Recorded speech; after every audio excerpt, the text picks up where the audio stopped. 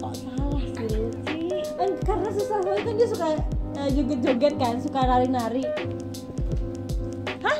Astagfirullahaladzim. Beneran sayang. Itu pembohongan publik. Karena kalau dia ngomel artinya dia belum terlalu marah. Sebenarnya is it okay if I'm like this gitu, or it should be changed? Oke. Nah sekarang ini sesi terakhir ya, mau nanya sama si Cia khususnya gitu. Ini ngelihat kita nih yang sudah satu step lebih maju gitu. Insight ya. Wait, dari zaman kita gede bareng, terus aku ketemu pujaan hatiku, asik. Terus juga menempuh hidup baru. Akunya sendiri kan juga banyak berubah. Iya. Terus juga Cia yang tadinya cuma sama Umi doang, ada tambahan kakak lagi gitu, sosoknya Mas Emil gitu. Pasti kan nambah warna gitu. Nah, mungkin wejangan kali atau ya dari penilaian Cia sendiri aja, apa sih yang Cia lihat tuh dari Umi sama Mas Emil yang akhirnya bisa diimplementasikan ke hidupnya Cia gitu. Oh, oke. Mungkin salah satunya Umi minta Cia bisa jawab gitu. Jadi standar laki-laki yang Cia harus jadikan suami itu meningkat atau enggak? Kalau aku kan gitu. Iya benar-benar. Tendensius banget pertanyaannya. Iya. Insight ya. Kalau insight yang didapetin tuh mungkin ya karena kan memang dari kecil itu mungkin karena terus berdua sama Rumi, jadi otomatis tuh banyaklah hal-hal yang akhirnya menjadi pembelajaran. Maksudnya dari apa yang dilaluin sama baik diriku sendiri ataupun misalkan apa yang Arumi laluin, dia kan untungnya tipe kakak yang mau sharing, dia tipe kakak yang mau ngasih tahu gitu loh. Jadi kayak misalkan mana yang baik mana yang enggak, terus ngasih tahu lebih ke kayak Ci kamu punya tanggung jawab loh segala macam. Nah jadi aku sih dapat insight untuk gimana caranya bisa lebih bertanggung jawab, gimana caranya kita itu bisa memahami situasi, belajar untuk bisa adjusting sama semua kalangan, bisa adjusting sama semua keadaan gitu. Terus ditambah lagi dengan Mas Emil of course jadi lebih dewasa, mungkin dari sisi akademis juga jadi lebih keangkat gitu. Terus Tadinya kita mah Masya Allah, nah ini yang satu hal yang lucu ya, aku sama Cia itu bukan cuman chemistry-nya yang klop banget, tapi juga cara berpikir sampai dengan kapasitas dan kemampuan otaknya pun sama gitu. Jadi kita 5 bersaudara, ini yang nomor 1, nomor 3 sama nomor 5 yang terakhir tuh pinter-pinter. Nah kita nih anak kejepit gitu loh. Jadi punya kakak dan adiknya pada pinter-pinter, kita anak kejepit yang akademisnya very standar gitu dan memang harus oh my god gitu. Udah aku kalau jadi mama sih udah ngelus-ngelus dada ya sebenarnya ya gitu. Nah terus ketemu sosok Mas Emil yang benar-benar kasih ngerubah warna gitu. Walaupun nggak mendadak aku jadi pinter karena memang udah bentukan otaknya seperti ini ya Ci, tapi appreciation kita terhadap pendidikan itu bisa secara formal yang ada di sekolah ataupun informal, melihat sesuatu tuh jadi lebih diresapi, dimaknai. Nah itu yang sangat luar biasa dan Umi harap itu bisa itu yang kerasa di Umi gitu. Nah Umi harap Cia juga bisa ngambil itu gitu loh, karena gini, dulu tuh kita bukan nggak appreciate ke pendidikan, kita lebih ke give up karena kita tahu itu bukan bidang kita gitu loh. Karena it's very hard gitu loh. Walaupun aku udah belajar setengah mati dan lain-lain, tetap aja nilai aku segitu-segitu gitu. Paling mentok itu ranking 7 di kelas, paling mentok itu udah Masya Allah setahun tuh udah kayak neraka aku loh Mas gitu. Lumayan loh kali itu. Ya lumayan, tapi maksudnya mau antara atau apa sebenarnya?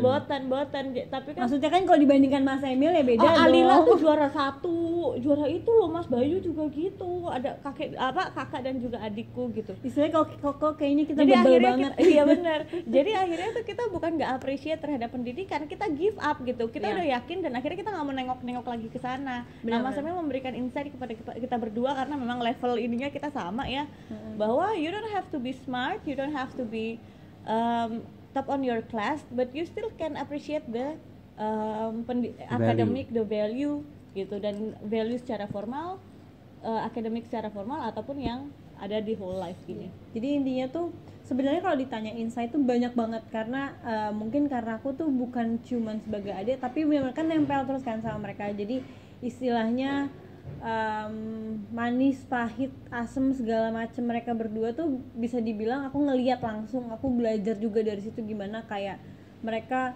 menghadapi satu sama lain, gimana kalau misalkan mereka misalnya let's say lagi berantem atau gimana, ya dari situ kan akhirnya aku belajar ya gimana caranya mereka bisa sama-sama saling ngurangin ego, gimana mereka bisa sama-sama saling terbuka, how to communicate each other supaya untuk mengurangi permasalahan-permasalahan, atau misalkan gimana mereka misalkan berusaha untuk men-surprise satu sama lain walaupun kadang-kadang suka ketahuan kayak gitu-gitu. Banyak sih sebenarnya kalau misalkan ya harus karena sebutin banyak Umi banget. sama Mas Emil kan orang yang beda banget dari Ya. mulai ya tadi aktif, istilahnya terus yang kalem, dari terus juga dunia yang saya berbeda. dunianya beda sekali, tapi kita itu bersatu. Nah, bayangin aja deh teman-teman itu gimana cara kita beradaptasi satu sama lainnya, dan tempat curhatan aku kalau sebelum sama Mas Emil atau apa ya dia gitu. Jadi akhirnya dia menjadi saksi semuanya gitu loh. Dan ya gitu. Jadi benar memang definisi nyamuk tuh ya beneran jadi nyamuk mereka beneran berdua nyamuk. karena memang dari momen Kita nonton hari bioskop pertama bertiga gitu, iya. coba dia ngapain ya kan. Jadi gitu. gini, Kita mah suami dari istri enak, hari bisa gini, pertama dia mereka ngapain? kenalan, terus deket, Melahirkan, terus aku ditemenin dia nikah, juga. lamaran, nikah, terus misalkan awal-awal tahu kalau misalkan Arumi udah hamil Keisha, sebelum ngomong ke mama tuh udah ngomong sama aku duluan gitu kan, kayak Karena aku dia aku nervous yang gak gitu sih? kan Karena gitu. nervous gak sih? Sampai Karena momen dimana lahiran Keisha itu iya. benar-benar baru. Ini ada ceritanya, memang kita tuh cerita lagi jalan bertiga Abis nonton itu abis deh. nonton di kota Casablanca, terus kita habis jalan-jalan, habis nonton segala macam. pulang malam. Iya, dan terus posisinya memang kayaknya itu ngaruh deh. Arumi kan lagi sering-seringnya yoga kan, yoga untuk kehamilan dia segala macam. Nah akhirnya dia tuh benar-benar rajin banget pakai bola yang gede banget itu yang buat digoyang-goyang gitu, diputar-putar kan katanya memang bagus supaya bayinya cepat ini kan turun segala macam. Tapi akhirnya jadi kecepetan. Sampai akhirnya kita baru pulang kayaknya jam 11:30 malam ya. Itu baru nyampe rumah. Umi mandi dulu tuh, Mandi kan, dia mandi segala macam. Terus dia selesai mandi, aku masuk kamar. Aku baru mau ganti baju, tiba-tiba diketok sama Mas Emil kalau Ci jangan berisik, kayak intinya kayak kita harus berangkat sekarang. Emang kenapa? Udah ayo. Itu udah akhirnya pada saat itu ngerti, antara ngerti dan nggak ngerti kalau itu iya, hari kalau ketubannya ternyata pecah dia, gitu. ketubannya Tapi pecah. refleks orang pertama kali mengalami hal situasi seperti itu, aku refleksnya jangan kasih tahu mama dulu, karena kan namanya orang tua kan panik ya. Nanti aku dia tambah panik gitu. Nanti make sure dulu ini emang mau melahirkan atau Mas Emil sampai bilang itu ngompol kali katanya. Iya, terus udah gitu kan. Karena saking nggak yakin Iya, gitu loh. dan mungkin dan karena memang due date-nya masih lama gitu. Dan informasi iya, Belum due date-nya. dan maksudnya gini, informasi itu kan biasanya kalaupun memang orang mau melahirkan itu kan prosesnya kan panjang kan, bener yang kayak misalkan sakit dulu, iya apa sakit dulu, dulu nggak ada apa segala sakitnya. macam. Nah ini udah ketuban pecah, terus ada drama bolanya tuh glinding sampai Mas Emil ngejar-ngejar bola. Itu jadi akhirnya kita mau berangkat tuh kita kayak antara panik tapi kita nggak boleh berisik, ketawa segala macam. Udah terus nyampe rumah sakit, ya udah ngadepin drama dia tiba-tiba menghilang, ternyata dia ngintipin bayi-bayi tidur, padahal ketuban pecah kan harusnya nggak boleh jalan-jalan. Terus ternyata dengan proses lahiran juga cepet banget, sampai kita mau nelfon orang tua tuh udah antara keburu lahir. Iya akhirnya. Iya. Jadi benar-benar aku kasihan, tuh jadi mama sama papa tuh pas udah tahu ini udah mulai pembukaan, oh berarti udah bener nih lahiran. Kita coba teleponin mama sama papa tapi nggak diangkat-angkat karena pas itu jam-jam lagi nyenyak-nyenyaknya tidur gitu loh, dan mungkin handphonenya di silent atau gimana ya, nelponin mama papa, nelponin mertuaku juga nggak diangkat gitu loh. Jadi aduh nih gimana ya, jadi akhirnya diangkatnya malah justru udah pas banget baru brojol gitu. Nah saat itu aku sebenarnya panik tau deh, kepikiran tau Cia kan belum nikah, Cia kan belum lahiran, masa takut ada trauma gitu-gitunya kan. Trauma lagi gitu. Terus posisi kita kayak pasti pada ngantuk-ngantuk, kayak gimana caranya Cia sama Mas Emil harus nahan ngantuk. Terus udah gitu drama. Jadi gini loh kan, kebetulan Arumi itu bukan tipe orang yang ketika sakit tuh kelihatan atau misalkan dia kayak aduh sakit enggak, jadi benar-benar santai banget sampai akhirnya kita nggak tahu kalau dia tuh ternyata udah kontraksi gede sampai akhirnya lahir itu jam 4 ya 4 sebenarnya harusnya jam 3 cuma nunggu dokter 4:55 apa 3:55 4:55 akhirnya ditahan dari jam 3-an itu sampai itu karena nunggu dokter. Dan itu ya udah akhirnya lahiran itu posisinya memang cuman kita bertiga aja, jadi Mas Emil di sebelah kiri, aku di sebelah kanan, udah jadi akhirnya tiga-tigaan itu ya gimana kurang nyamuk apa coba. Iya gitu, jadi benar definisi nyamuk mereka tuh ya luar biasa. sampai udah menikah pun jadi kadang-kadang suka ada rasa sebel-sebel kayak kalau mereka tuh lagi di berdua gitu terus aku harus jadi nyamuk tuh kan kadang-kadang males banget ya, udah nikah lagi jadi kayak aduh kalau misalnya lagi ini gitu. Terus sekarang suka digodain cie belum nikah ya, belum bisa ya gitu-gitu. Aku suka itu cuma gitu, dia aku yang suka. melakukan. Iya dia Kayak gitu, dia aku emang suka. sengaja kayak gitu jadi kayak buat manas-manasin. Ci kalau udah nikah tuh enak bisa kayak gini Ci gitu kan. Terus tadi kan sempat Arumi nanya juga apakah insight-nya ada soal ekspektasi mungkin atau gimana soal pasangan ya. Itu ada sih pasti of course karena kebetulan mereka juga tipe Ekspektasinya menurun karena realistis melihat saya. dan karena kebetulan Enggak lah, malah. karena kebetulan mereka juga untungnya tipe yang terbuka jadi siapapun itu tuh pasti mereka kayak ngasih tahu baik buruk dan segala macam Kita jadi ini istilahnya terang-terangan. iya jadi misalkan gini bukan cuman standarnya mungkin yang berubah tapi mereka juga membantu aku untuk gimana caranya bisa mencari yang terbaik gitu.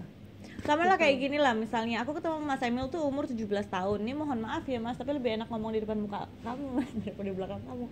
Orang kayak Mas Emil ini kan bukan tipenya aku, tipe ideal aku pada saat itu karena usia aku masih 17 tahun. Yang aku cari kan masih yang cuman harus yang ganteng sampai standar yang kayak gini, harus yang ngehits banget di sosial media. Mas Emil kan nggak terlalu aktif di sosial media. Harus yang ini. Jadi istilahnya Nggak punya tempatnya. iya, jadi istilahnya kalau kita bawa kondangan tuh bisa, iya Rumi pacarnya itu ya, ini ya gitu. Maka dari itu Mas Emil sama aku tuh proses deketnya itu bukan yang kayak orang lain mungkin yang langsung pertama kali cinta, pertama kali ngelihat langsung oh my god apa gitu. Nah tadinya juga aku sendiri nggak percaya kalau misalnya aku akan ke Mas Emil, tapi yang surprisingly gitu loh, ketika sudah menikah barulah bilang aduh untung aja aku sama Mas Emil gitu loh. Karena kalau aku dulu di usia segitu terus juga memang ada dinikahin muda juga dengan story yang sama tapi orang yang beda, aku nggak tahu bisa bertahan atau enggak karena kan semua yang menjadi target dan juga standar aku pada saat itu cuman bener-bener visual aja gitu loh. Jadi bener-bener pokoknya yang harus gini, nggak ada insight-nya sama sekali. Nah kalau sama Mas Emil tuh bukan cuman visual tapi juga insight-nya. Jadi dari mulai mendewasakan pada saat itu nggak terlalu sadar ya. Sekarang ini kalau aku nggak ketemu sama Mas Emil aku ya coba bucin-bucin gitu aja tapi nggak ada gimana gitu loh Mas. Jadi kamu itu jinak-jinak merpati gitu loh. Jinak merpati. Jadi ada sebuah jadi meluluhkan aku tuh dari gitu.